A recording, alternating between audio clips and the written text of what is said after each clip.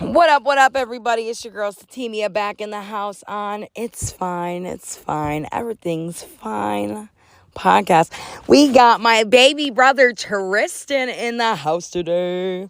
Say what's up, brother. What's up? What's up? Hey.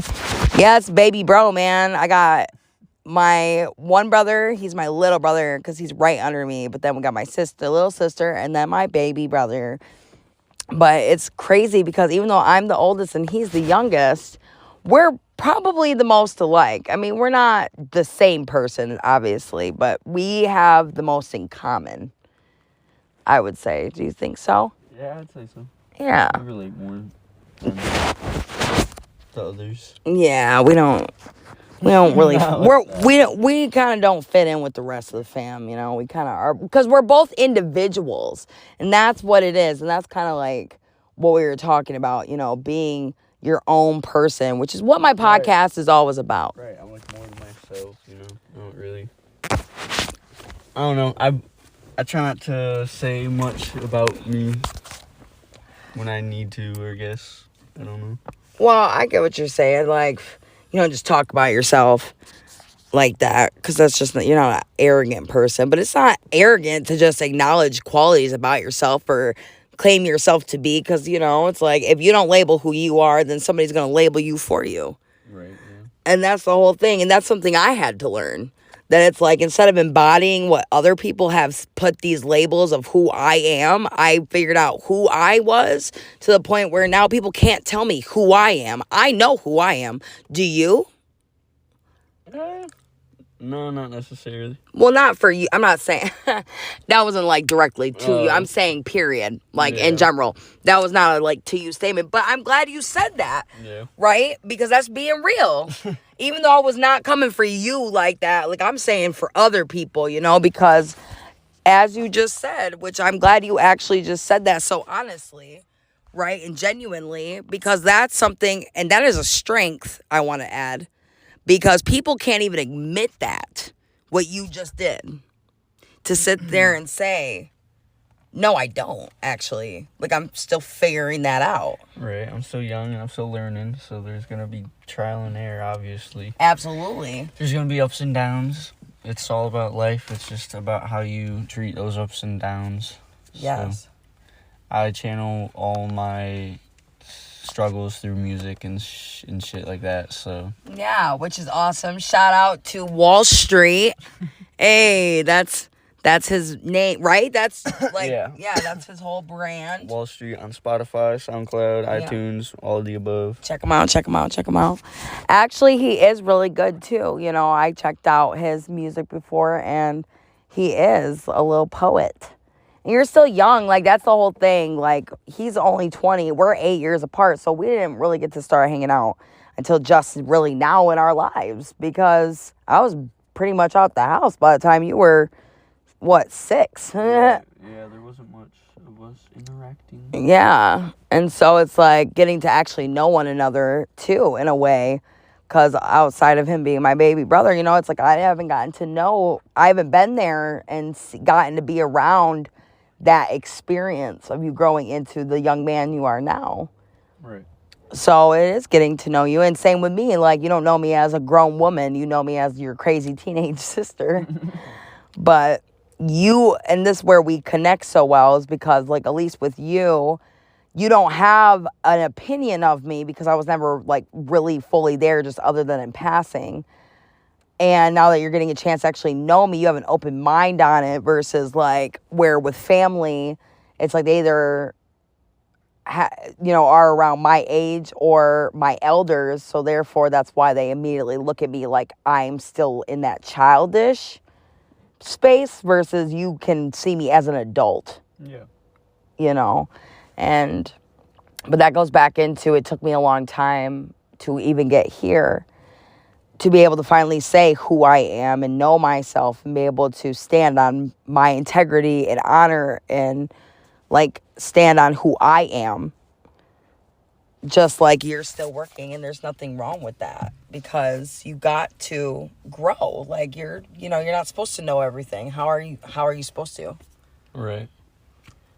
What would you say I guess what are your feelings on trying to just self-discover, like, while you're going through your journey right now? Like, what would you say from your perspective on your internal growth and being okay with acknowledging that you're not where you're trying to go because you don't even know what that looks like yet? It's pretty much a journey to, like, nowhere. You always feel like you're running into brick walls, but, like, you'll always find ways to climb over those same walls. So, like, it's, like, yet again, trial and error. It's always, like, you try something new. If it doesn't work out, then you either learn from it or you try again. And that's two positives. So, either way, I'm looking more at the positives than the negatives. And that's helping me a lot. And I feel like that could help a lot more people with their journey of healing and, like, and opening up to themselves and just being honest and, like, with how they feel and shit like that. Yeah. But I love that. That was really well put, Tristan. See, look at my little brother being so introspective. I am proud of him. Look at him.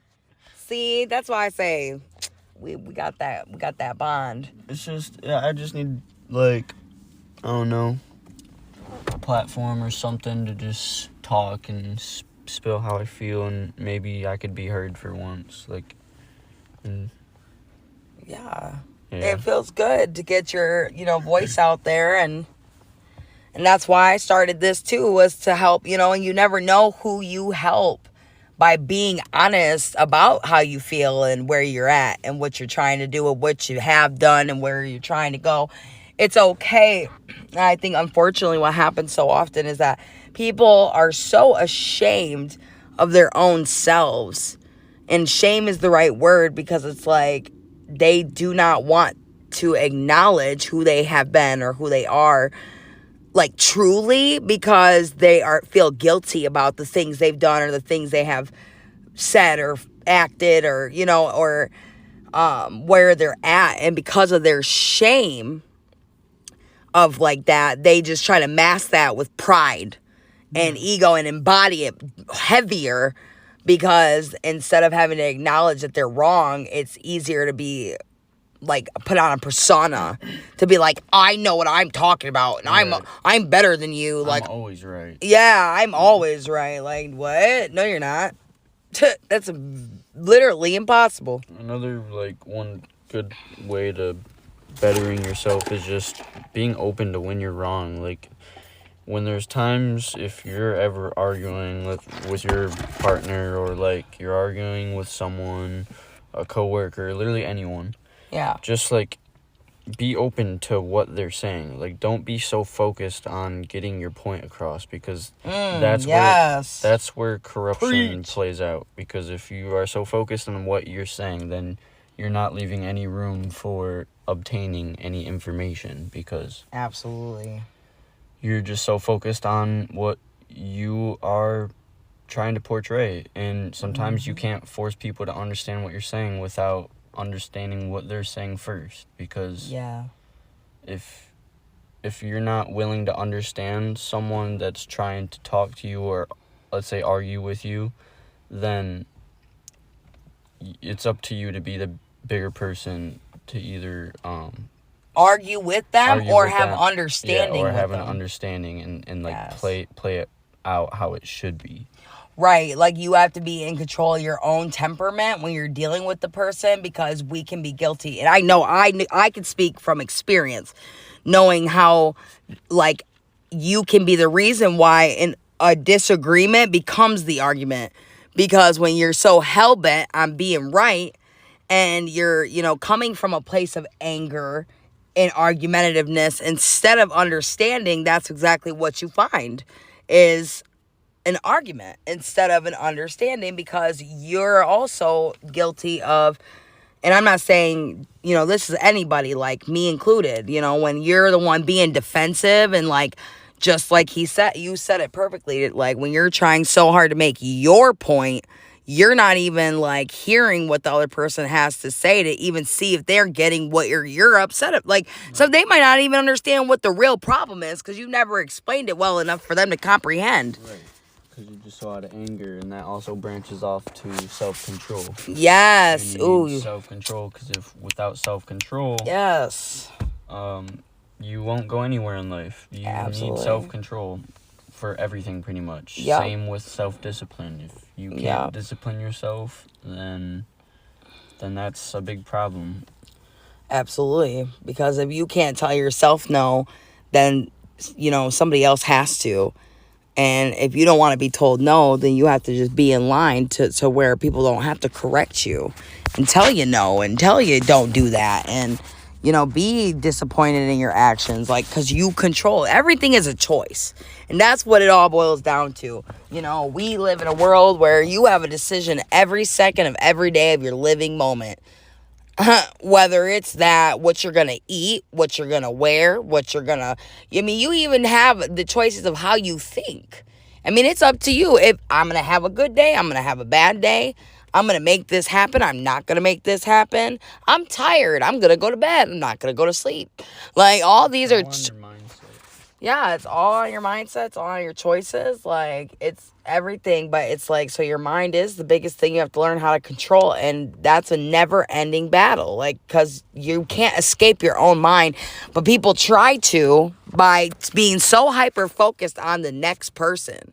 And that's the problem. While you're sitting there so focused on what they got going on, you're missing what you got going on. Right. And then what? And then you're so blind to your own self that you don't even realize what you're doing. You can't lose focus on yourself. And you can't. Yeah. Because the more you search for something that you want, the more you search for, something but don't... How do I put this? I think I have an idea. Let me see if we're on the same page. If you're so focused on outward things instead of your internal things, you're never even actually chasing what you want because you don't even know what you want. Yeah. Right? Kind of thing. It's what do you even expect from other people if you don't even know what you expect for yourself or from yourself? And are you giving, and this goes back into the main thing, if you listen to all my podcasts, I feel like I somehow always round back into the same thing. It's the golden rule. Are you even treating other people the way you want to be treated? Because if you're not, you're wrong. Flat out. The golden rule. Yeah. It works with everything. You need to treat others how you want to be treated. Yes, you got to conduct yourself the way you want to be. And I had to realize that too, even with men. It's if I'm throwing myself at a guy like a piece of meat and then I wonder why all he wants to do is bone. Yeah. Well, what was I doing? If I want to be a wife, then what do I got to do? Act like a wife. If I want to be a good mother, then I have to be focused on being a good me to be a good mom. If I want to be the best at my job, I got to be focused on how my work ethic is. It's still all internal. And if you want to have hoes, you're going to expect to be treated like one. Right. And if you don't want to be the one getting dogged out, you can't be dogging people.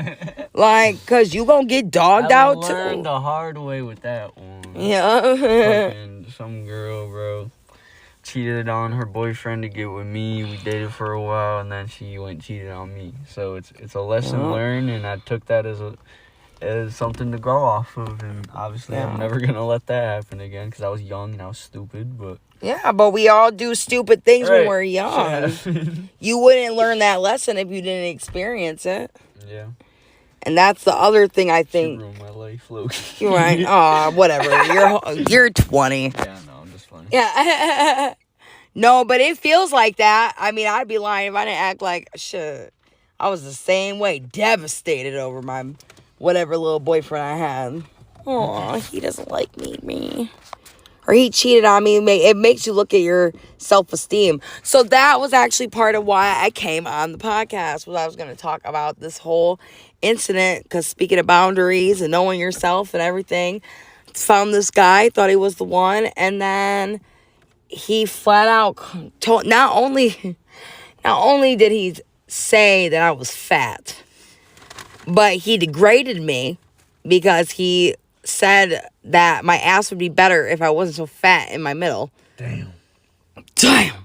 Then was like, well, compared to the other girls. Damn. Right. And then was like, you're interpreting what I said wrong. Damn. It's like... 3 damn. Right. It's like, damn. That's crazy. So, and then was just like, I'm sorry you feel that way. Like, oh, not I'm sorry that I called you fat. And never was that okay. Because no guy should ever call a woman fat unless they are specifically trying to hurt their feelings. Think before you speak, man. Think before you speak. I mean, that's an understatement. And that, in this scenario, I mean, it's like... Think before you speak. Why would you even say that? But the thought, even if you thought to say that, why? Right. If you know what I mean? If he would have like, thought before he would have spoke, he wouldn't have spoken. Like... But if you even had a thought like that and then thought to not say it, but were thinking like that, you still got me fucked up. Because... Yeah, but at least you wouldn't know about it. Right.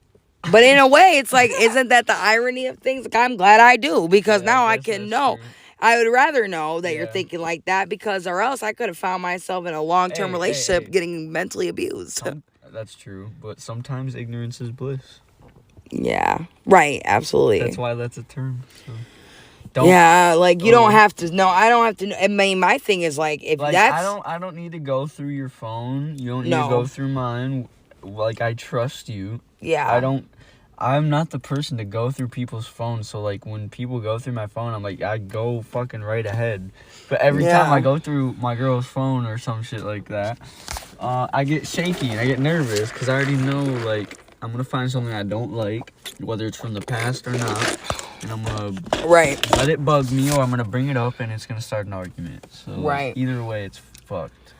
And that's my thing. You shouldn't feel like you have to go through your partner's phone. I agree with that. Like, that's stupid. And my thing is this.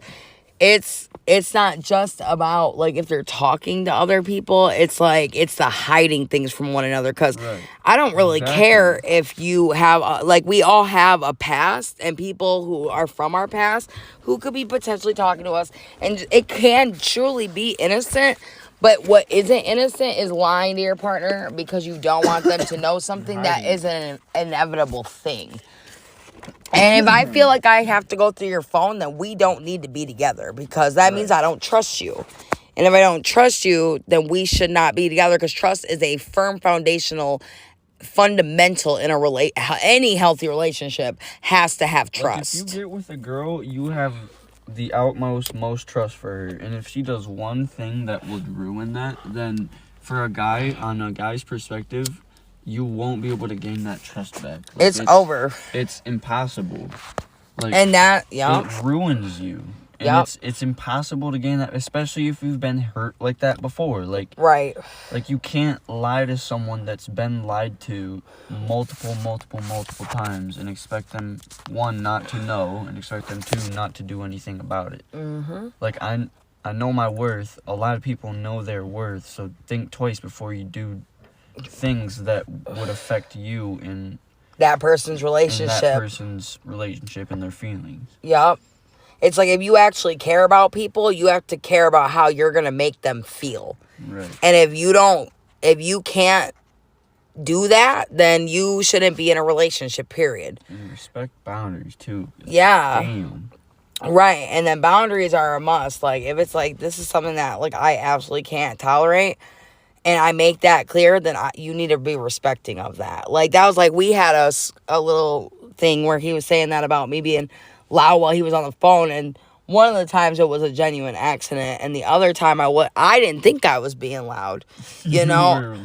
But I am a naturally loud person, but I understood that was boundary, so I was like, well, from now on, if I know you're like having a conversation, I will literally leave if it's that important to where I can't make any noise, because that's like one of those just impossible things about me as a person.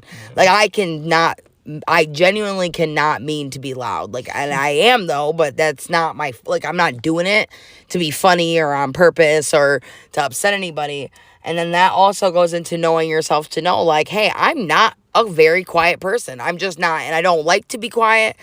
I hate being told to shh and all that. It pisses me off because I've always been loud.